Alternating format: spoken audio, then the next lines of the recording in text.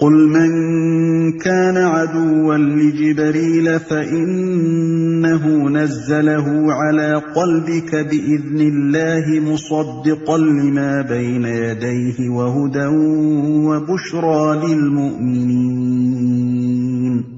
ان سے کہو کہ جو کوئی جبریل سے عداوت رکھتا ہو اسے معلوم ہونا چاہیے کہ جبریل نے اللہ ہی کے اذن سے یہ قرآن تمہارے قلب پر نازل کیا ہے، جو پہلے آئی ہوئی کتابوں کی تصدیق و تائید کرتا ہے اور ایمان لانے والوں کے لیے ہدایت اور کامیابی کی بشارت بن کر آیا ہے۔ ان سے کہو کہ جو کوئی جبریل سے عداوت رکھتا ہو۔ یہودی صرف نبی صلی اللہ علیہ وسلم کو اور آپ پر ایمان لانے والوں ہی کو برا نہ کہتے تھے، بلکہ خدا کے برگزیدہ فرشتے جبریل کو بھی گالیاں دیتے تھے اور کہتے تھے کہ وہ ہمارا دشمن ہے، وہ رحمت کا نہیں عذاب کا فرشتہ ہے۔ یہ قرآن تمہارے قلب پر نازل کیا ہے، یعنی اس بنا پر تمہاری گالیاں جبریل پر نہیں بلکہ خداوند برتر کی ذات پر پڑتی ہیں، جو پہلے سے آئی ہوئی کتابوں کی تصدیق و تائید کرتا ہے۔ مطلب یہ ہے کہ یہ گالیاں تم اسی لیے تو دیتے ہو کہ جبریل یہ قرآن لے کر آیا ہے، اور حال یہ ہے کہ یہ قرآن سراسر تورات کی تائید میں ہے، لہذا تمہاری گالیوں میں تورات بھی حصے دار ہوئی۔ اور ایمان لانے والوں کے لیے ہدایت اور کامیابی کی بشارت بن کر آیا ہے۔ اس میں لطیف اشارہ ہے اس مضمون کی طرف کہ نادانو، اصل میں تمہاری ساری ناراضی ہدایت اور راہ راست کے خلاف ہے، تم لڑ رہے ہو اس صحیح رہنمائی کے خلاف جسے اگر سیدھی طرح مان لو تو تمہارے ہی لیے کامیابی کی بشارت ہو۔ من كان عدوا لله وملائكته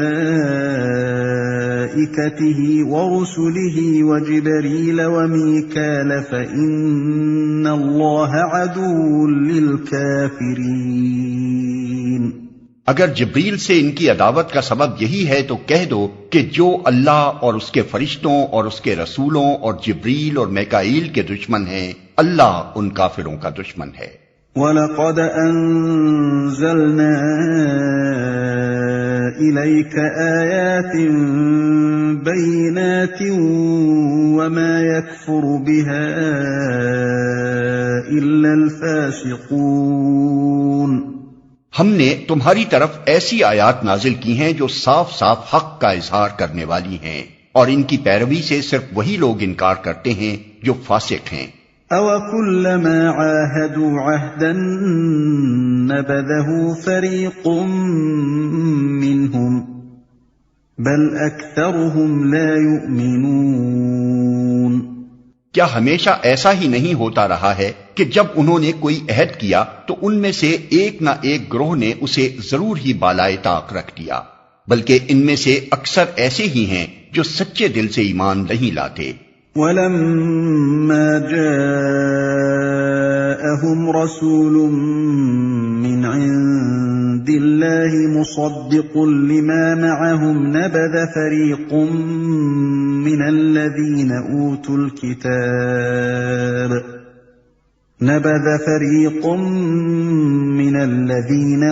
الْكِتَابَ كِتَابَ اللَّهِ وَرَاءَ ظُهُورِهِمْ كَأَنَّهُمْ لَا يَعْلَمُونَ۔ اور جب ان کے پاس اللہ کی طرف سے کوئی رسول اس کتاب کی تصدیق و تائید کرتا ہوا آیا جو ان کے ہاں پہلے سے موجود تھی، تو ان اہل کتاب میں سے ایک گروہ نے کتاب اللہ کو اس طرح پس پشت ڈالا گویا کہ وہ کچھ جانتے ہی نہیں۔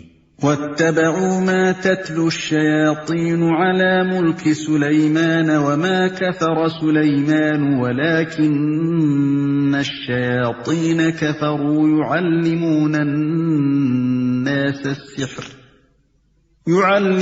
النَّاسَ السِّحْرَ وَمَا أُنزِلَ عَلَى الْمَلَكَيْنِ بِبَابِلَ هَارُوتَ وَمَارُوتَ وَمَا يُعَلِّمَانِ مِنْ أَحَدٍ حَتَّى يَقُولَا إِنَّمَا نَحْنُ فِتْنَةٌ فَلَا تَكْفُرْ فَيَتَعَلَّمُونَ مِنْهُمَا مَا يُفَرِّقُونَ بِهِ بَيْنَ الْمَرْءِ وَزَوْجِهِ وَمَا هُمْ بِضَارِّينَ بِهِ مِنْ أَحَدٍ إِلَّا بِإِذْنِ اللَّهِ وَيَتَعَلَّمُونَ مَا يَضُرُّهُمْ ولا ينفعهم وَلَقَدْ عَلِمُوا لَمَنِ اشْتَرَاهُ مَا لَهُ فِي الْآخِرَةِ مِنْ خَلَاقٍ وَلَبِئْسَ مَا شَرَوْا بِهِ أَنفُسَهُمْ لَوْ كَانُوا يَعْلَمُونَ۔ اور لگے ان چیزوں کی پیروی کرنے جو شیاطین سلیمان کی سلطنت کا نام لے کر پیش کیا کرتے تھے، حالانکہ سلیمان نے کبھی کفر نہیں کیا۔ کفر کے مرتکب تو وہ شیاطین تھے جو لوگوں کو جادوگری کی تعلیم دیتے تھے۔ وہ پیچھے پڑے اس چیز کے جو بابل میں 2 فرشتوں ہاروت و ماروت پر نازل کی گئی تھی، حالانکہ وہ فرشتے جب بھی کسی کو اس کی تعلیم دیتے تھے تو پہلے صاف طور پر متنبہ کر دیا کرتے تھے کہ دیکھ، ہم محض ایک آزمائش ہیں، تو کفر میں مبتلا نہ ہو۔ پھر بھی یہ لوگ ان سے وہ چیز سیکھتے تھے جس سے شوہر اور بیوی میں جدائی ڈال دیں۔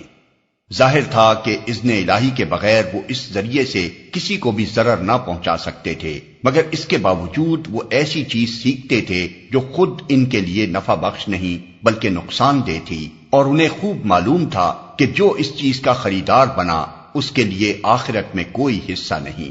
کتنی بری متاع تھی جس کے بدلے انہوں نے اپنی جانوں کو بیچ ڈالا، کاش انہیں معلوم ہوتا۔ جو شیاطین سلیمان کی سلطنت کا نام لے کر پیش کیا کرتے تھے۔ شیاطین سے مراد شیاطین جن اور شیاطین انس دونوں ہو سکتے ہیں، اور وہ دونوں ہی یہاں مراد ہیں۔ جب بنی اسرائیل پر اخلاقی و مادی انحطاط کا دور آیا اور غلامی، جہالت، نکبت و افلاس اور ذلت و پستی نے ان کے اندر کوئی بلند حوصلگی و اولو العزمی باقی نہ چھوڑی، تو ان کی توجہات جادو، ٹونے اور طلسمات و عملیات اور تعویذ گنڈوں کی طرف مبذول ہونے لگیں۔ وہ ایسی تدبیریں ڈھونڈنے لگے جن سے کسی مشقت اور جد و جہد کے بغیر محض پھونکوں اور منتروں کے زور پر سارے کام بن جایا کریں۔ اس وقت شیاطین نے ان کو بہکانا شروع کیا کہ سلیمان علیہ السلام کی عظیم الشان سلطنت اور ان کی حیرت انگیز طاقتیں تو سب کچھ چند نقوش اور منتروں کا نتیجہ تھیں، اور وہ ہم تمہیں بتائے دیتے ہیں۔ چنانچہ یہ لوگ نعمت غیر مترقبہ سمجھ کر ان چیزوں پر ٹوٹ پڑے، اور پھر نہ کتاب اللہ سے ان کو کوئی دلچسپی رہی اور نہ کسی دائی حق کی آواز انہوں نے سن کر دی۔ ہم محض ایک آزمائش ہیں، تو کفر میں مبتلا نہ ہو۔ اس آیت کی تعویل میں مختلف اقوال ہیں، مگر جو کچھ میں نے سمجھا ہے وہ یہ ہے کہ جس زمانے میں بنی اسرائیل کی پوری قوم بابل میں قیدی اور غلام بنی ہوئی تھی، اللہ تعالیٰ نے 2 فرشتوں کو انسانی شکل میں ان کی آزمائش کے لیے بھیجا ہوگا۔ جس طرح قوم لوط کے پاس فرشتے خوبصورت لڑکوں کی شکل میں گئے تھے، اسی طرح ان اسرائیلیوں کے پاس وہ پیروں اور فقیروں کی شکل میں گئے ہوں گے۔ وہاں ایک طرف انہوں نے بازار ساحری میں اپنی دکان لگائی ہوگی، اور دوسری طرف وہ اتمام حجت کے لیے ہر ایک کو خبردار بھی کر دیتے ہوں گے کہ دیکھو، ہم تمہارے لیے آزمائش کی حیثیت رکھتے ہیں، تم اپنی عاقبت خراب نہ کرو۔ مگر اس کے باوجود لوگ ان کے پیش کردہ عملیات اور نقوش اور تعویذات پر ٹوٹے پڑتے ہوں گے۔ فرشتوں کے انسانی شکل میں آ کر کام کرنے پر کسی کو حیرت نہ ہو، وہ سلطنت الہی کے کار پرداز ہیں۔ اپنے فرائض منصبی کے سلسلے میں جس وقت جو صورت اختیار کرنے کی ضرورت ہوتی ہے وہ اسے اختیار کر سکتے ہیں۔ ہمیں کیا خبر کہ اس وقت بھی ہمارے گرد و پیش کتنے فرشتے انسانی شکل میں آ کر کام کر جاتے ہوں گے۔ رہا فرشتوں کا ایک ایسی چیز سکھانا جو بجائے خود بری تھی، تو اس کی مثال ایسی ہے جیسے پولیس کے بے وردی سپاہی کسی رشوت خوار حاکم کو نشان زدہ سکے اور نوٹ لے جا کر رشوت کے طور پر دیتے ہیں تاکہ اسے عین حالت ارتکاب جرم میں پکڑیں اور اس کے لیے بے گناہی کے عذر کی گنجائش باقی نہ رہنے دیں۔ یہ لوگ ان سے وہ چیز سیکھتے تھے جس سے شوہر اور بیوی میں جدائی ڈال دیں۔ مطلب یہ ہے کہ اس منڈی میں سب سے زیادہ جس چیز کی مانگ تھی وہ یہ تھی کہ کوئی ایسا عمل یا تعویذ مل جائے جس سے ایک آدمی دوسرے کی بیوی کو اس سے توڑ کر اپنے اوپر عاشق کر لے۔ یہ اخلاقی زوال کا وہ انتہائی درجہ تھا جس میں وہ لوگ مبتلا ہو چکے تھے۔ پست اخلاقی کا اس سے زیادہ نیچا مرتبہ اور کوئی نہیں ہو سکتا کہ ایک قوم کے افراد کا سب سے زیادہ دلچسپ مشغلہ پرائی عورتوں سے آنکھ لڑانا ہو جائے اور کسی منکوحہ عورت کو اس کے شوہر سے توڑ کر اپنا کر لینے کو وہ اپنی سب سے بڑی فتح سمجھنے لگیں۔ ازدواجی تعلق در حقیقت انسانی تمدن کی جڑ ہے۔ عورت اور مرد کے تعلق کی درستی پر پورے انسانی تمدن کی درستی کا اور اس کی خرابی پر پورے انسانی تمدن کی خرابی کا مدار ہے۔ لہذا وہ شخص بدترین مفسد ہے جو اس درخت کی جڑ پر تیشہ چلاتا ہو جس کے قیام پر خود اس کا اور پوری سوسائٹی کا قیام منحصر ہے۔ حدیث میں آتا ہے کہ ابلیس اپنے مرکز سے زمین کے ہر گوشے میں اپنے ایجنٹ روانہ کرتا ہے، پھر وہ ایجنٹ واپس آ کر اپنی اپنی کارروائیاں سناتے ہیں۔ کوئی کہتا ہے میں نے فلاں فتنہ برپا کیا، کوئی کہتا ہے میں نے فلاں شر کھڑا کیا، مگر ابلیس ہر ایک سے کہتا جاتا ہے کہ تو نے کچھ نہ کیا۔ پھر ایک آتا ہے اور اطلاع دیتا ہے کہ میں ایک عورت اور اس کے شوہر میں جدائی ڈال آیا ہوں، کہ سن کر ابلیس اس کو گلے لگا لیتا ہے اور کہتا ہے کہ تو کام کر کے آیا ہے۔ اس حدیث پر غور کرنے سے یہ بات اچھی طرح سمجھ میں آ جاتی ہے کہ بنی اسرائیل کی آزمائش کو جو فرشتے بھیجے گئے تھے انہیں کیوں حکم دیا گیا کہ عورت اور مرد کے درمیان جدائی ڈالنے کا عمل ان کے سامنے پیش کریں۔ دراصل یہی ایک ایسا پیمانہ تھا جس سے ان کے اخلاقی زوال کو ٹھیک ٹھیک ناپا جا سکتا تھا۔ وَلَوْ أَنَّهُمْ آمَنُوا وَاتَّقَوْا لَمَثُوبَةٌ مِّنْ عِندِ اللَّهِ خَيْرٌ لَوْ كَانُوا يَعْلَمُونَ۔ اگر وہ ایمان اور تقوی اختیار کرتے تو اللہ کے ہاں اس کا جو بدلہ ملتا وہ ان کے لیے زیادہ بہتر تھا، کاش انہیں خبر ہوتی۔